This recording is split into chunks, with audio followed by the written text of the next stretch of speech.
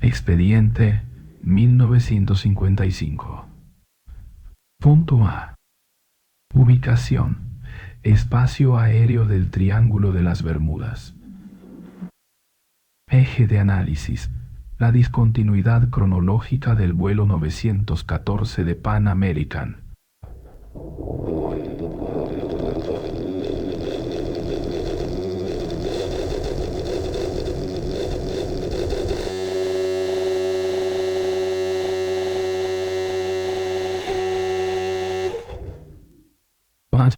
Un Douglas DC-4 tiene autonomía de vuelo de 15 horas a una velocidad de crucero de 370 kilómetros por hora. El 2 de julio de 1955, el vuelo 914 despegó de Miami con destino a Caracas con combustible para 8 horas de reserva.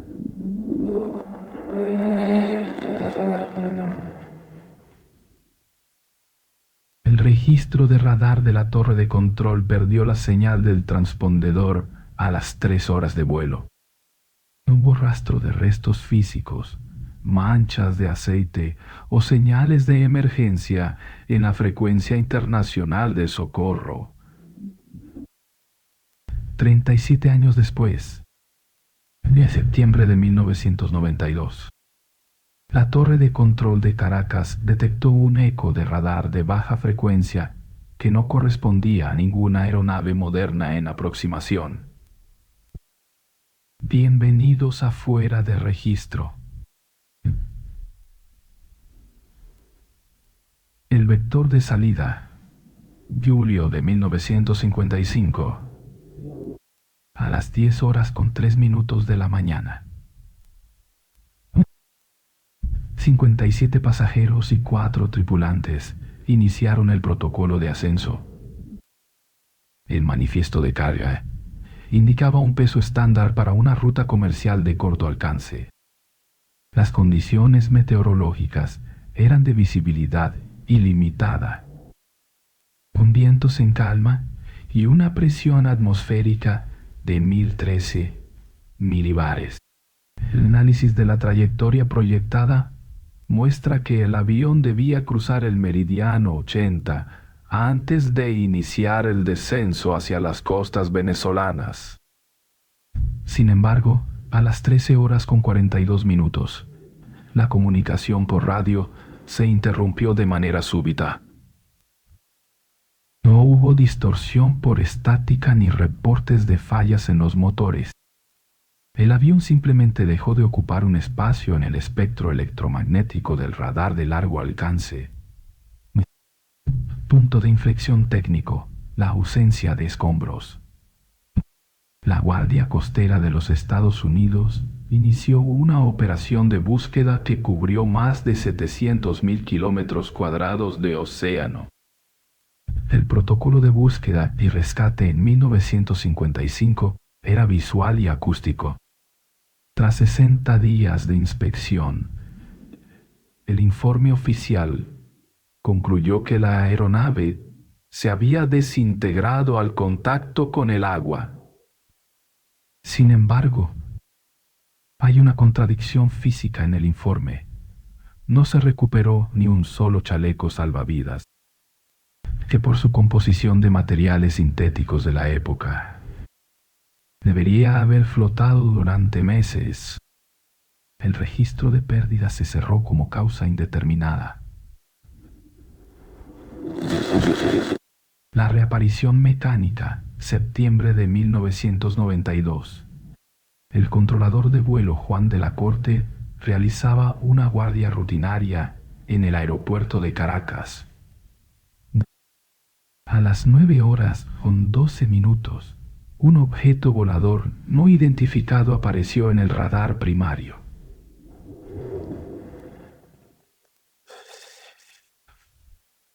El objeto no emitía señal de identificación automática. Los sistemas de defensa aérea no reconocían la firma térmica del motor. Establecer contacto visual a través de binoculares de largo alcance. de la corte describió una estructura de aluminio pulido con motores de hélice. Era un modelo de avión que había sido retirado de las líneas comerciales décadas atrás. El piloto de la aeronave desconocida contactó con la torre preguntando: ¿Dónde estamos? El tono de voz no mostraba los efectos del envejecimiento que corresponderían a un piloto de 60 años o más.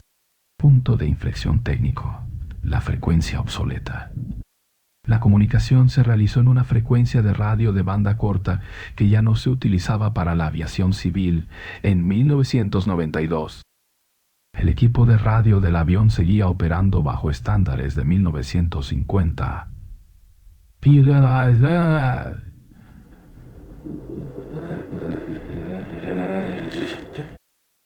Técnicamente, para que esa comunicación fuera posible, los componentes de vacío del radio del avión debían estar en un estado de conservación perfecto, sin la degradación por humedad o calor que ocurre naturalmente con el paso de 3 décadas. El avión no solo parecía antiguo, estaba físicamente en 1955. Anomalía en el asfalto. El objeto recuperado. Cuando el vuelo 914 aterrizó en la pista 3 del aeropuerto de Caracas, el personal de tierra observó rostros de confusión a través de las ventanillas. El piloto, al ver los jets modernos y la arquitectura del terminal, entró en un estado de pánico reactivo. Antes de que el protocolo de seguridad pudiera rodear la nave, el piloto volvió a encender los motores. En la maniobra de despegue apresurado, un objeto cayó de la cabina de mando al asfalto de la pista. Se trataba de un calendario de bolsillo de 1955. El análisis forense posterior reveló que el papel no presentaba signos de amarillamiento ni fragilidad. Las fibras de celulosa estaban intactas, como si el calendario hubiera sido impreso esa misma mañana. Punto de inflexión técnico: la huella térmica del calendario. El laboratorio de balística analizó el objeto recuperado. La prueba de carbono 14 arrojó un resultado imposible. El papel tenía una firma de radiación ambiental que no correspondía a los niveles acumulados en la atmósfera tras las pruebas nucleares de las décadas de 1960 y 70. Físicamente, el objeto no había existido en la Tierra durante el periodo de mayor contaminación radiactiva de la historia. Había estado en otro lugar, o en otro tiempo. El estado de los pasajeros, el registro biológico. A pesar de que el avión despegó de nuevo y desapareció de los radares de Caracas minutos después. El expediente contiene testimonios de los operarios de rampa que lograron ver a los pasajeros. Las descripciones coinciden en un punto clínico. La piel y el cabello de las personas a bordo no mostraban los signos de oxidación celular típicos de un periodo de 37 años, si el tiempo hubiera transcurrido de forma lineal para ellos. Los bebés a bordo deberían haber sido adultos de casi 40 años. Sin embargo, los testigos describieron a mujeres jóvenes con vestimentas de mediados de siglo y niños pequeños saludando por las ventanillas. La biología de los ocupantes estaba congelada en el momento del despegue original.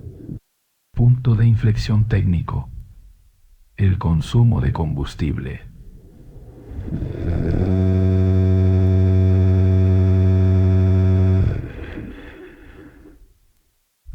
Un Douglas DC-4 tiene una capacidad máxima de combustible de 11.000 litros.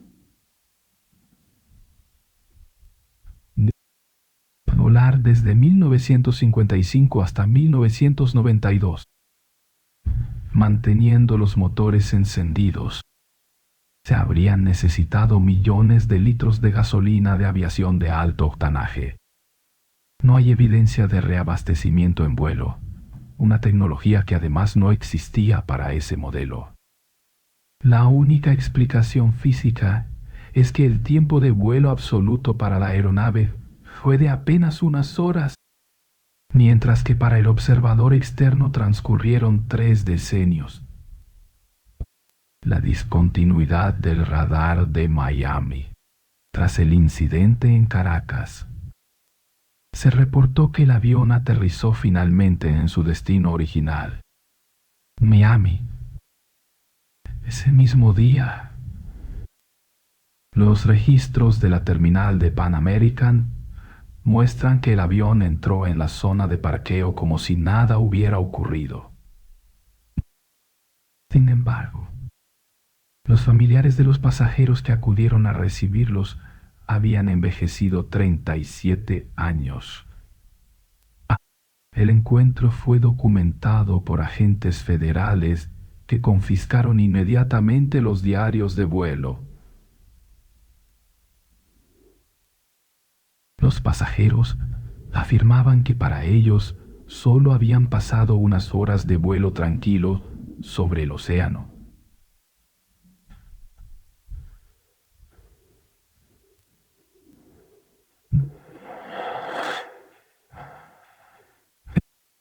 El registro médico de los pasajeros al bajar del avión mostró niveles de cortisol extremadamente bajos, consistentes con personas que hubieran pasado por un trauma o un viaje de larga duración.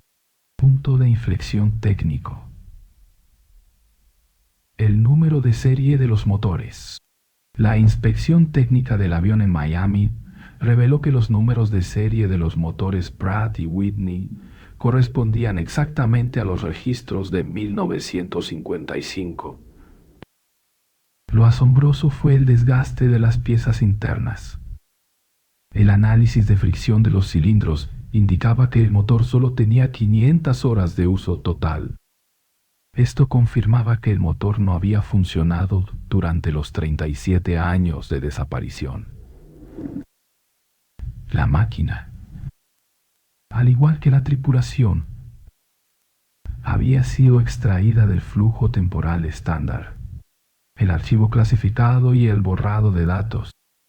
A partir de 1993, el caso del vuelo 914 comenzó a desaparecer de los registros oficiales de la Administración Federal de Aviación. Se alegó que la historia era una invención de la prensa sensacionalista, específicamente de una publicación llamada Weekly World News. Sin embargo, en los archivos de mantenimiento de Pan American, que fueron liquidados tras la quiebra de la empresa, apareció una orden de servicio fechada en septiembre de 1992 para una aeronave con la matrícula exacta del vuelo desaparecido. ¿Por qué una empresa en quiebra registraría el mantenimiento de un avión que supuestamente nunca regresó? Punto de inflexión técnico. La paradoja de la matrícula. Cada aeronave tiene una matrícula única que actúa como su huella digital. Si el vuelo 914 hubiera sido un engaño, la matrícula debería haber sido asignada a otro avión en los años 60 o 70. El Registro Internacional de Matrículas Aéreas muestra un vacío sospechoso para ese código específico durante casi 4 décadas. Ninguna otra aerolínea pudo usar ese código, como si el sistema estuviera esperando que el objeto volviera a ocupar su lugar en el espacio-tiempo. La física de los espacios liminales. El análisis forense de la ruta de vuelo sugiere la existencia de una anomalía atmosférica permanente en las coordenadas donde el radar perdió la señal. Se le denomina zona de silencio electromagnético.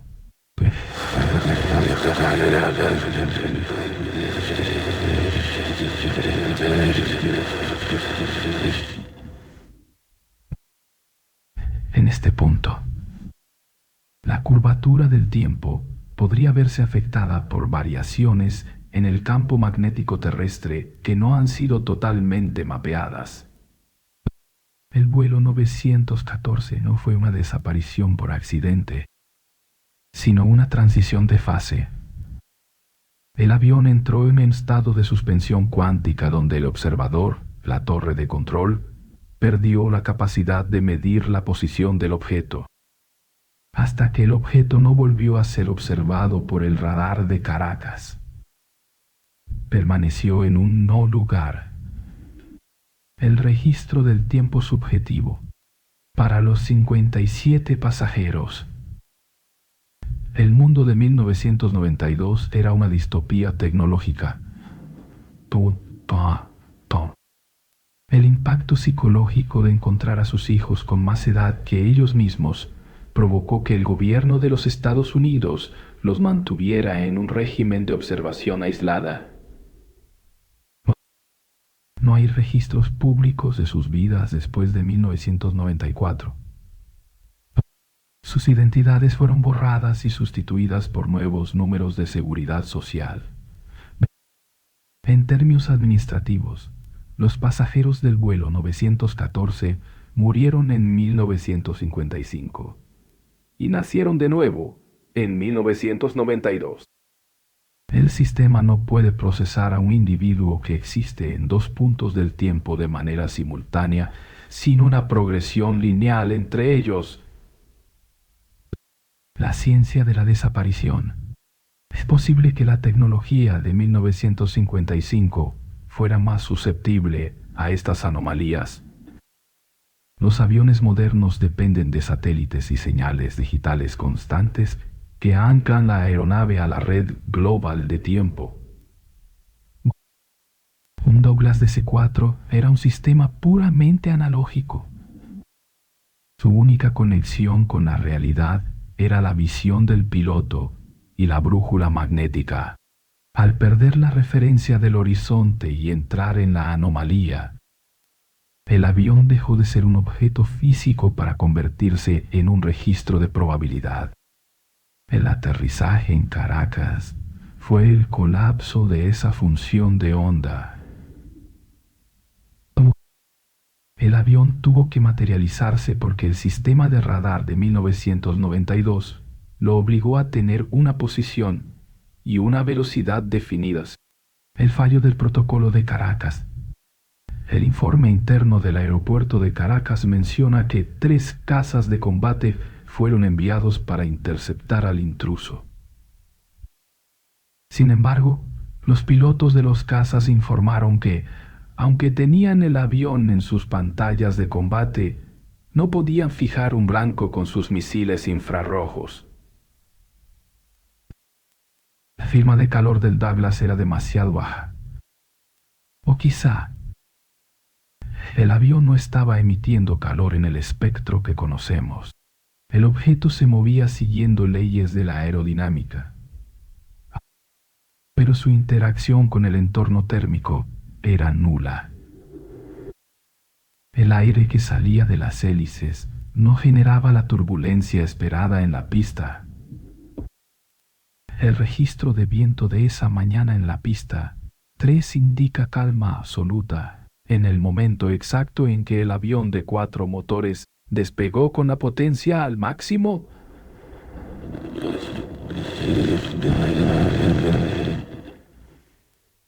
Al máximo con la potencia al máximo. La conclusión del expediente. El vuelo 914 de Pan American permanece como una herida en la cronología de la aviación comercial. No es un cuento de fantasmas. Es un error de cálculo en la realidad física de nuestro planeta. La evidencia recogida, el calendario, las transmisiones de radio obsoletas y la falta de envejecimiento biológico apunta a que nuestro registro del tiempo es una construcción frágil. El sistema de control de tráfico aéreo está diseñado para gestionar el espacio, pero no está preparado para gestionar el tiempo. Cuando un objeto sale de la red y regresa décadas después, la única respuesta del Estado es el borrado sistemático de la información. La verdad es demasiado peligrosa para el orden social. La posibilidad de que el pasado y el presente puedan solaparse en una pista de aterrizaje. La existencia humana se basa en la premisa de que el ayer ha quedado atrás. Pero en los archivos de la aviación, hay 61 personas que demostraron que ayer puede aterrizar hoy, reclamar su equipaje y descubrir que el mundo que conocían ya no tiene un registro para ellos. El tiempo no es una línea, es un proceso de datos.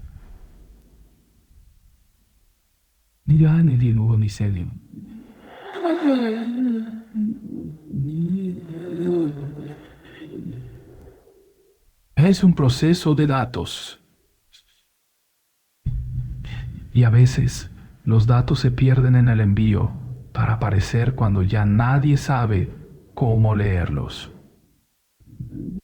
Fuera del registro.